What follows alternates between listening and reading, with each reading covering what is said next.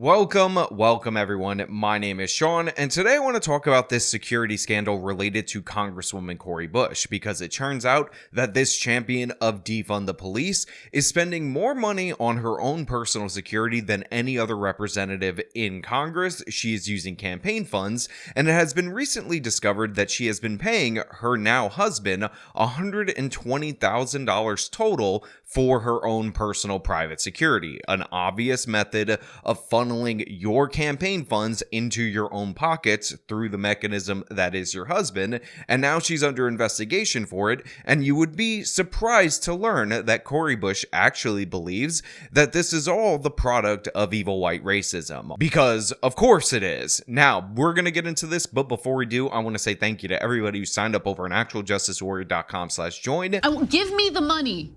Give me the money.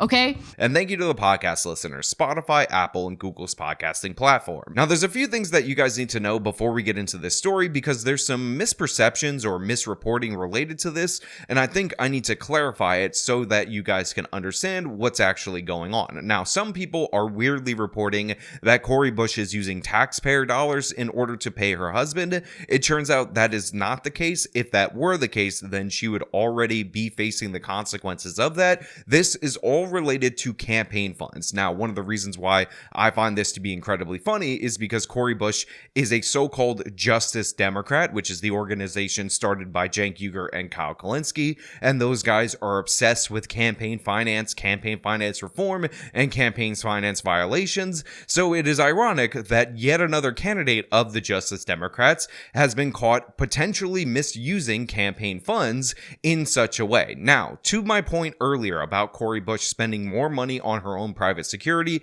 than any other representative, this could be in part due to the fact that she might be facing threats. She's a member of the squad, so she is more famous than your average congresswoman. But the thing is that these filings of what she's spending money on actually betray her, in my opinion, because it turns out she is actually contracting out to the tune of about $250,000 a real security firm to handle her security. But in addition to that, she's also paying her husband. Now, in the MSNBC interview with Joy Reid, who of course is playing defense for Congresswoman Cori Bush, because, you know, you gotta protect your black women representatives and you gotta blame everything on evil white racism. And if you want to do that, your go-to person is Joy Reid, who's just itching to call people racist. They say that Cori Bush's husband actually is a military veteran. So I want to say thank you for your service in that regard, sir. As a rank and file member of Congress, I am not entitled to personal protection by the House,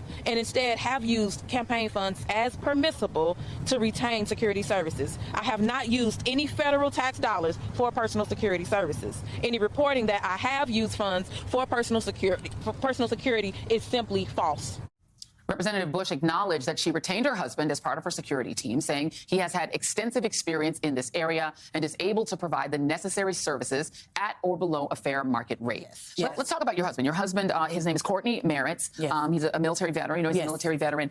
Why was he the choice that you made in terms of your personal security? And that is one of the main things that the Cori Bush team is trotting out as a reason for why she hired her husband rather than another security firm, even though she did hire another security firm and she's paying through the nose for that other security firm. But in addition to that, she's paid her husband again to the tune of $120,000. Now, this is over time. According to her filings, she is paying her husband $2,500 every 2 weeks, so about $5,000 a month for his services. But that is the justification for why him above other people, even though they're hiring other people. I know this is getting confusing, that she's paying him. But the thing is, he doesn't hold a license to be a security guard in the state of Missouri, which is the state that Cori Bush represents. Now, look, I am no fan of Cori Bush. She happens to be a fraudster through and through, and the way that she gained popularity in her particular district is that she ran on the lies related to Michael Brown. She is a pusher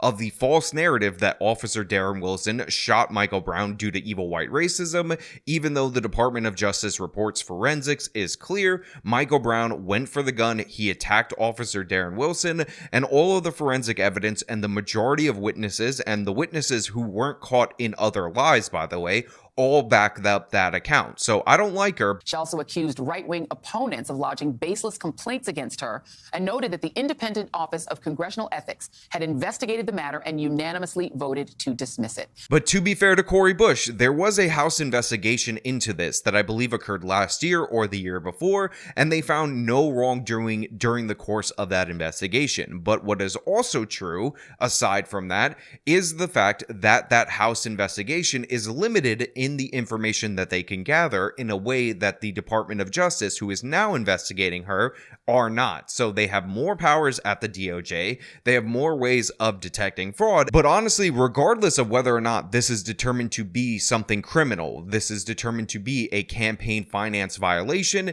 it is incredibly sketchy that she is paying her husband up to $120,000 as of right now for security services, even though he's not licensed to perform those security services, while she is simultaneously paying a real security firm. And again, she's spending so much on this. We're up around $300,000+, closer to $350,000 out of the campaign coffers. So people who believed in her, who believed that she was against corruption, that she was going to stand up for the criminal Michael Brown, they believed the myth that he was innocent and that he didn't do anything, gave her their hard-earned money. They bought into the lies that she had been telling, and she's wasting their money in one of the most egregious ways that you can imagine, lining her own pockets, paying herself through her husband, and this dates back to when he was her boyfriend, and they were together, by the way, before she was elected, so this was a long-term relationship.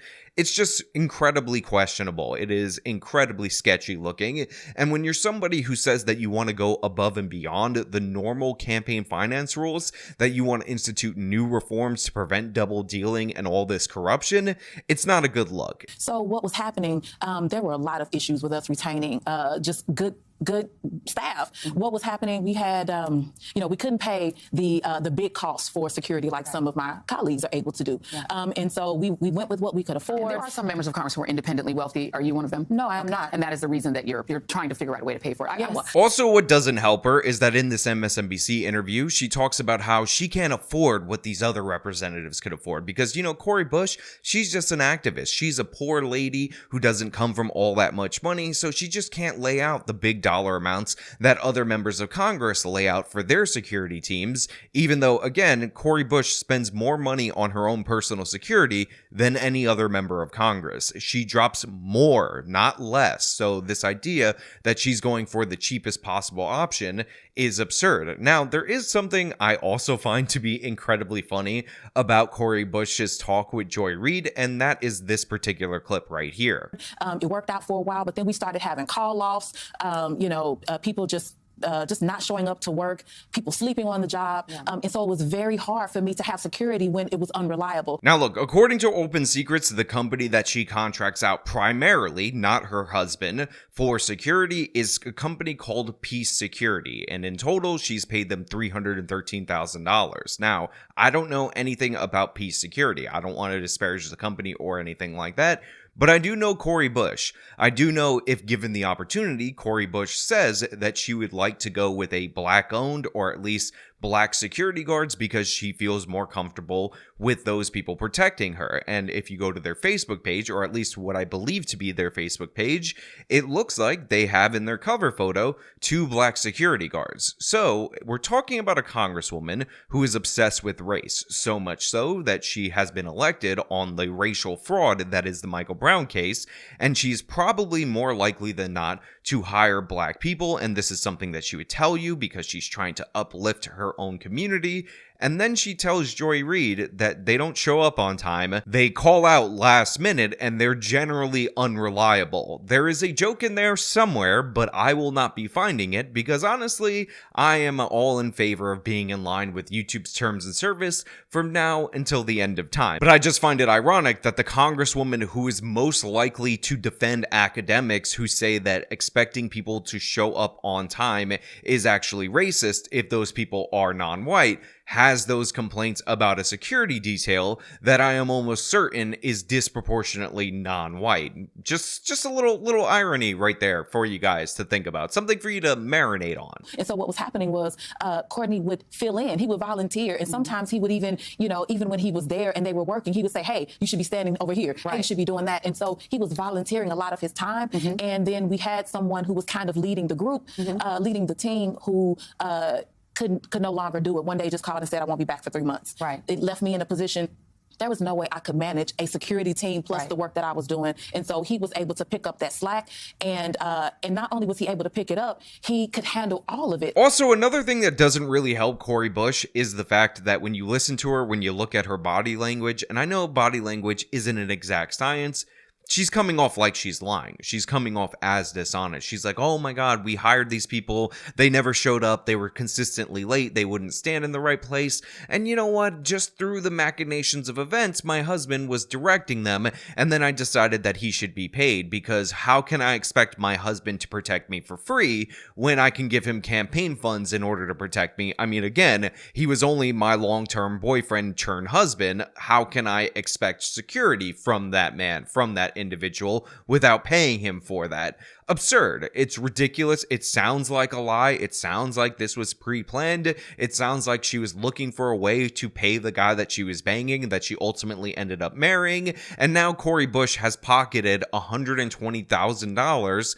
of money from her campaign donors, which again is an obvious campaign finance violation. Even if somehow through some machination of a loophole, it's not going to be adjudicated that way, it's something that someone who runs on integrity, especially in the realm of campaign finance, a la the Justice Democrats platform, she shouldn't be doing. I mean, he was an air assault soldier in the 101st Airborne. He had already worked for other companies working security, even as a supervisor. So this was in his lane. Wheelhouse. And, and obviously he's somebody you trust. I mean, listen, Joy, you don't understand. He was so qualified. He had already worked in all these different security firms, military experience. Again, I'm not hand-waving the military experience, but he was so qualified that he didn't have a license to do security in the state of Missouri, which is not that hard to get, especially if you're a military veteran. But trust me, it was all about his qualifications. And honestly, we hired so many people based on the color of their skin rather than their performance, and they didn't show up on time. But I have said that it's racist to expect them to show up on time. So I was really in a pickle when I just didn't have this security firm that, by the way, I'm still paying to the tune of over $300,000 as a reliable option. So I had to pay him separate from that. It's totally not fraud or anything suspicious. Thank you, Joy Reid, for sucking up to me throughout the whole course of this interview. I was really grateful that you are nowhere near a journalist and you weren't going to probe me in any way, shape, or form with any, actually interesting questions that would get to the truth of the matter. Had a lot of threats. Obviously, you're a very high profile Black Lives Matter activist turned congresswoman. Talk about some of the sort of atmospherics around you. Yeah. So prior to me entering Congress, I had a lot of threats on my life. I had even had times where there were actual attempts made. And I went to social media to talk about them because I didn't feel safe going anywhere else. So I would talk about what was happening to me on social media, even turned it into the FBI at one point, just making it documented that there are actual, threats on my life, attempts on my life. Now, this is a good pivot because it feels like it might be related. She's asking her to tell her about all the different threats that she experienced being Cori Bush, a strong, independent Black woman who was lying about Michael Brown as a professional activist and lied her way into Congress. But the thing is, this isn't what is related. Nobody doubts that there are dangers to being a member of Congress. Nobody doubts that members of Congress should have some kind of security, some kind of protection, some kind of people looking out for them because they could be victimized, they could be killed, or whatever. But the issue at hand is that she's paying her husband on top of another security firm, and she's spending more money than any other representative on security. And again, a huge portion of that, to the tune of $120,000, is going into her own husband's pocket. That is a big problem. That is a big red flag. That is the issue at hand, not whether or not the threats against her are legitimate, which I'm sure a portion of them are. Now, what she's going to talk about is supposedly the police firing sniper rifles at her when she was a Black Lives Matter activist. service. That's fake, that's made up, but there are threats against Cori Bush, I'm sure. Now, overall, I found this story to be absolutely hilarious, in part because Cori Bush is a Justice Democrat and they want more scrutiny on campaign finances, yet when we look into her finances, she was paying her boyfriend, now her husband, to the tune of 6 figures in order to protect her, even though she's contracting yet another security firm to actually handle her security. Her boyfriend slash now husband is not licensed to be a security guard in the state of Missouri. That is the state that she represents. So she's not following a basic regulation that she would be in favor of because she happens to be a crazy regulator. And on top of everything else, Cori Bush wants to defund your police. She wants to take away your protection, but it's okay. All you have to do is become a congressperson, run on anti-corruption, get a bunch of suckers, a bunch of idiots to donate millions of dollars to you, and you can pay for your own security. And as a little cherry on top of that, you can pay your own boyfriend or girlfriend or husband or wife to pay you to line your own pockets. That's the solution for you guys if you're concerned about what you're going to do when the police are pulled away because of people like Cori Bush. And that's a great prospect for you guys. It only costs hundreds upon hundreds of thousands of dollars, so don't worry about it. I'm sure you'll be totally fine. Now, as usual, I give you my thoughts, I give you my take, I give you my opinion, but I leave the question off to you guys out there in the audience. What do you think about this? Is Cori Bush an insane hypocrite? The answer to that question is yes, but do you think she will actually be held accountable for these particular issues, or do you think that this is somehow going to pass snuff? And do you think we should change campaign finance rules to prevent situations like this where people are paying their boyfriend and then their husband out of their campaign funds when we're supposedly trying to prevent those monies from going into the pockets of the candidate? All your thoughts, let me know down in the comments below. As usual, if you like the video, show them by leaving a like, subscribe for more content, follow me on my social medias, support me via the support links in the description of this video. This has been me talking about Cori Bush's security scandal. Till next time.